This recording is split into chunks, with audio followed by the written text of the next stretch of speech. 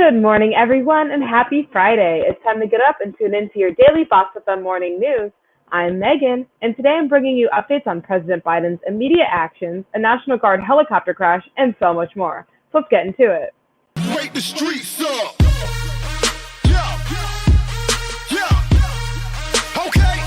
Wake the streets up. Okay. Come on. Okay. Wake the streets up. Yeah. Come on. Wake the streets up. Yeah. Okay. So as you can see, it is just me today, so we are going to get right into the news with our first story, which is about the deportation pause that Biden has enacted. It has only been a couple of days with Biden as president, and he has already started to make massive changes. Deportations will be paused for 100 days starting today.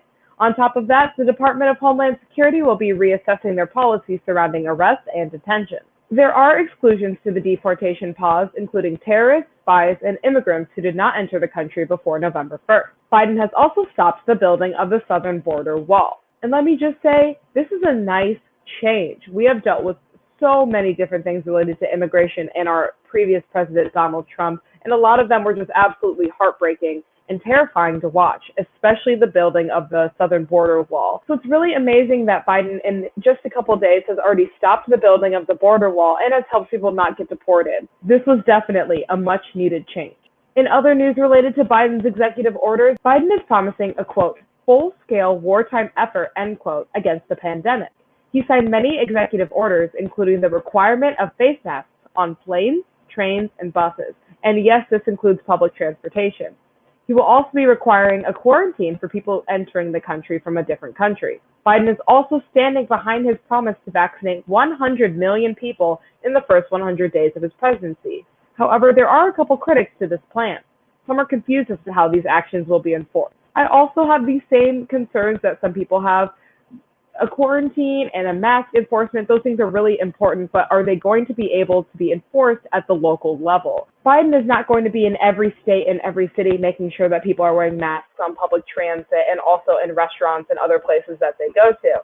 So I'm really hoping that we have some local enforcement of this as well. I know I personally live in Illinois, and Chicago is pretty good with mask requirements. However, the farther south you go, the looser the rules become. It'll be really important to make sure that we have everyone participating in this, not just the people who have already been working hard to wear their masks in quarantine already. In some sadder news, a National Guard helicopter actually crashed in Rochester, New York on Wednesday. This Black Hawk helicopter was on a training mission before it crashed, leaving 3 members of the National Guard dead. All 3 of them were on the aircraft, and they were the only 3 on the aircraft. So far, there have been no other casualties or injuries. There is not a clear cause of the crash as of now. However, many people are looking into it. The sheriff of Rochester said that some debris from the crash was found several hundred feet away from the site itself. This is really scary and also a very sad loss.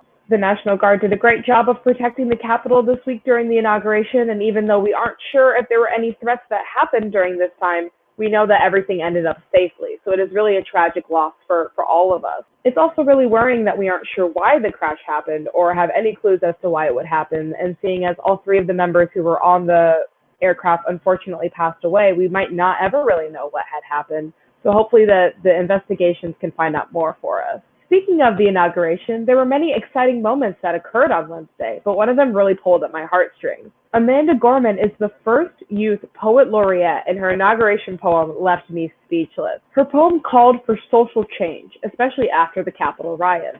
She said, quote, "We are striving to forge our unions with purpose, to compose a country committed to all cultures, colors, characters, and conditions of man," end quote.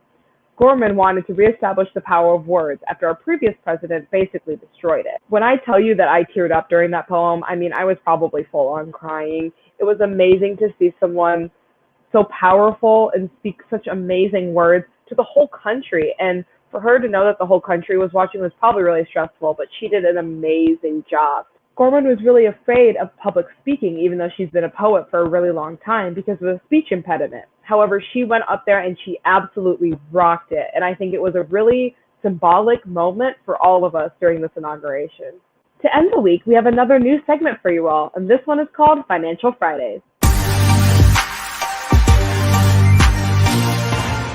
So for Financial Fridays, we wanted to bring you our tips, tricks, and more regarding your monetary health. I'm a college student, but I am graduating pretty soon, so budgeting is extremely important to me, especially right now. Today I'm going to share with you the app I use to help curb and watch my spending habits. The app is called Mint, and I've been using it for the past couple of years. It connects to your bank account, and it actually goes through and categorizes all of your different transactions without you having to do anything. Obviously, if there's a transaction you'd like to move into a different category, you can do that as well. So without much work on our part, you can set limits on categories like food, entertainment, and shopping. I know I personally use it to help watch my spending on fast food. I love eating fast food and I spend a lot of money on it, and I like to just ignore my bank account and pretend like it's not there so that I can continue spending money without having to worry about how much money I'm spending. But that's not a great way to spend money at all, and it's actually very damaging to monetary health. So I've been using this app recently to make sure that when I reach my cap on food, I know about it, and then I feel a lot less guilty. I get to feel a lot less guilty because the app helps me make sure that I'm staying within my budget. The app also helps remind you of upcoming bill payments and even has credit monitoring capabilities. And the best part is everything is 100% free, all of it, including the credit monitoring. So I'd say if you are looking for an app that helps you balance your budget and watch your spending, Mint is definitely the way to go. All right, everybody, that is actually it for your Friday morning news. Make sure to tune in later today at 8:30 p.m. for more news with BossFM. If you'd like to rewatch our shows, as always, they will be available for replay on our BossFM app and on all of our social media platforms. Thanks again for tuning in, y'all. It's Megan, and have a great rest of your weekend. Yeah.